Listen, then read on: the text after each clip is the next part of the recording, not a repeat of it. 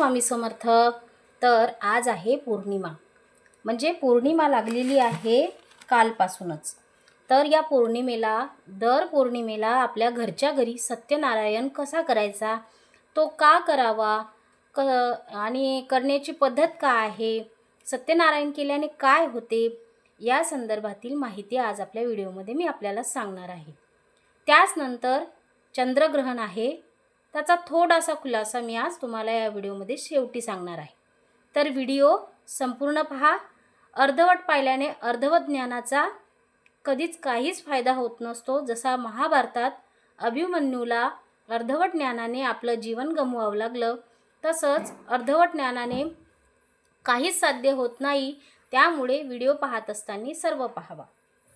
काही गोष्टी व्हिडिओच्या मधात आठवण नसल्या तर व्हिडिओच्या मधात सांगितलेल्या असतात, तर त्या ऐकायला मिळतात आणि आपल्या कोणत्याही प्रकारची वर्तवैकल्य करताना चूक होऊ नये यासाठी व्हिडिओ पूर्ण पाहायचा असतो. तर बघा, सत्यनारायण आपल्याला दर पौर्णिमेला घालायचा असतो.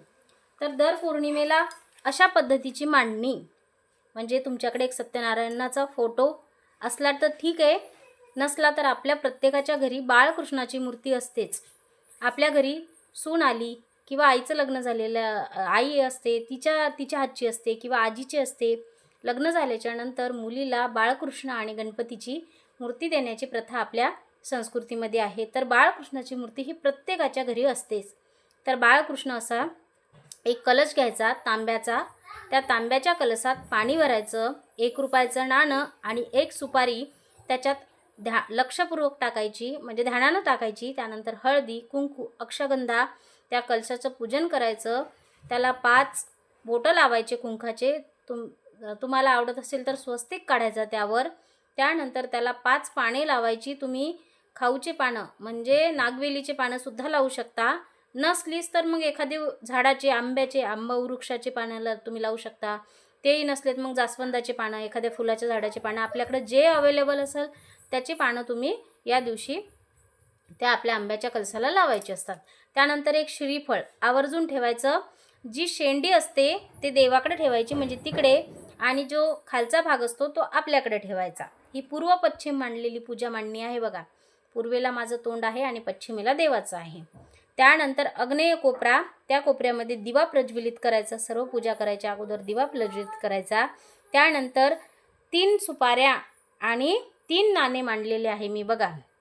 ह्या असतात कोजागरी पौर्णिमेला पूजलेल्या सुपाऱ्या. तेव्हाच्या तुमच्याकडे नसतील तर मग तुम्ही तुमच्याकडच्या नवीन सुपाऱ्या घ्यायच्या आणि गणपती बाप्पाची जी सुपारी आहे तिच्यावर असं नाव टाकून ती त्या डब्बीत ठेवायची. त्यानंतर वरुण देवतेची, कुलदेवतेची, अशी प्रत्येक एक डब्बी करायची छोटी छोटी, तिच्यावर नाव टाकायचं आणि तीच सुपारी त्याच ठिकाणावर मांडायची असते. आपल्याला इकडे तिकडे मांडायची नाही. तर या देवतांना स्थान देऊन आपल्याला त्यांची पूजा करायची असते. आणि त्यानंतर बघा,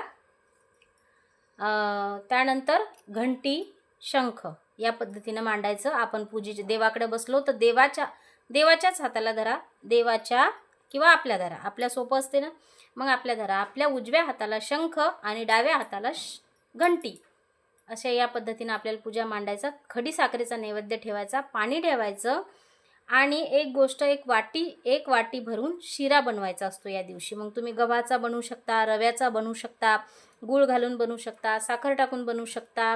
1 वाटीभर शिरा बनवायचा. तो प्रसादासाठी असतो. तो शिरा फक्त घरातल्यांनीच खायचा, इतर कोणालाही तो शिऱ्याचा प्रसाद द्यायचा नसतो. अशा पद्धतीने आपण मांडणी करून घ्यायची. आणि हे बघा, जर पुरुष वाचत असेल तर हे पुस्तक सगळ्यांकडे असते किंवा किंमत फक्त 15 रुपये आहे, तर तुम्ही आणून, हे पुरुष वाचत असेल तर हे पुस्तक वाचायचं. आणि पुरुषाचं काही कारणानं वाचणं होत नसेल तर स्त्रीनं जर वाचायचं असेल तर हे श्री स्वामी समर्थ सेवा व आध्यात्मिक विकास मार्ग दिंडोरी प्रणीत श्री सत्यनारायण पूजा, तुम्हाला कोणत्याही केंद्रामध्ये, स्वामी समर्थ महाराजांच्या कोणत्याही केंद्रामध्ये हे पुस्तक मिळेल बघा. तर हे पुस्तक स्त्रियांनी वाचायचं असते, तर पुरुषांना. माझ्याकडे दोन्ही आहे, कारण सहसा तेच वाचतात. जर त्यांचं नाही झालं तर मग मी वाचत असते, त्यामुळे हे दोन्ही पुस्तकं मी माझ्याकडे आणून ठेवलेली आहे. अशी पूजा मांडणी करून घ्यायची. दिवसभरात तुम्ही केव्हाही मांडणी करून ठेवू शकता. सायंकाळी दिवा लागण्याच्या टाईमला आपल्याला ही पूजा वाचायची असते, आरती करायची असते. आणि आता मी सांगते सत्यनारायण का करावा. तर जन्म देण्याचे किंवा जन्माला घालण्याचे काम ब्रह्मदेव करत असतात व जन्म ते मृत्यूपर्यंत पालनपोषण करण्याचे काम जबाबदारी भगवान विष्णूवर आहे आणि मृत्यूनंतर भगवान शंकर यांची जबाबदारी असते. म्हणून मेल्यानंतर मृत आत्म्यांना मुक्ती देण्याचे कार्य भगवान शंकरांच्या स्थानी असते.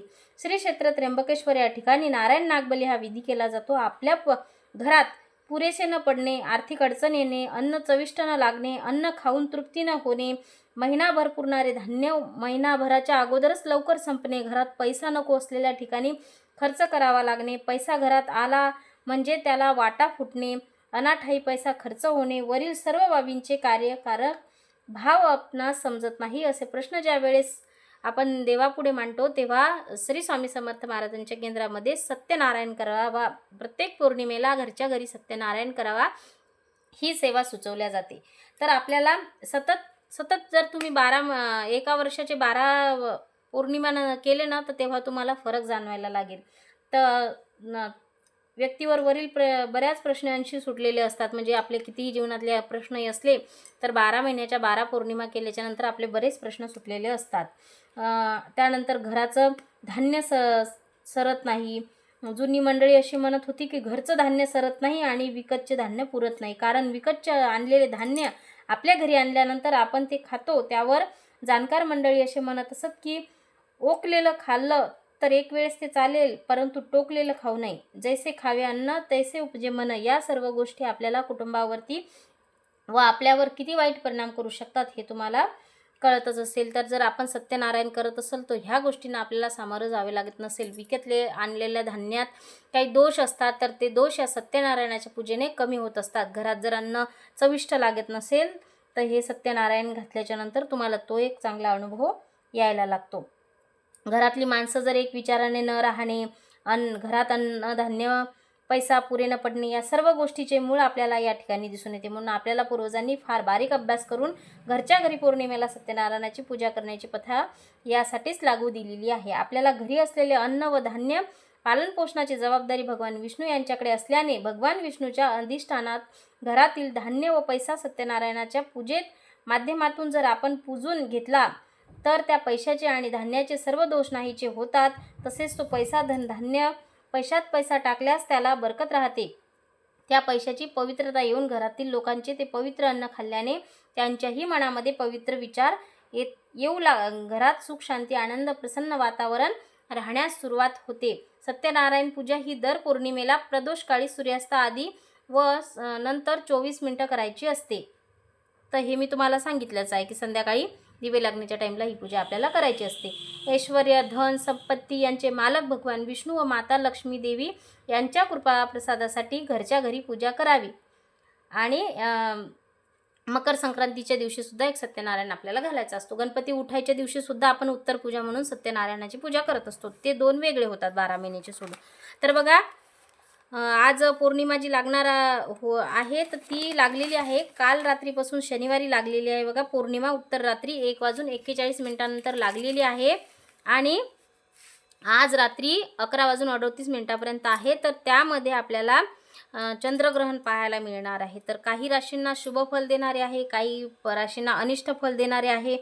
तर ग्रहणचा स्पर्श जो आहे हे ग्रहण संपूर्ण भारतातून दिसणार आहे. बघा ग्रहण स्पर्श आहे रात्री 9:57 ग्रहण मध्य आहे रात्री 11:42 ग्रहण मोक्ष आहे उत्तर रात्री 1:27 तर ग्रहण कालावधी हा 3 तास 30 मिनिटे राहणार आहे. तर ग्रहणाचे वेध हे रविवारी 7 रोजी दुपारी 12:27 ग्रहण मोक्षापर्यंत वेध पाळावेत.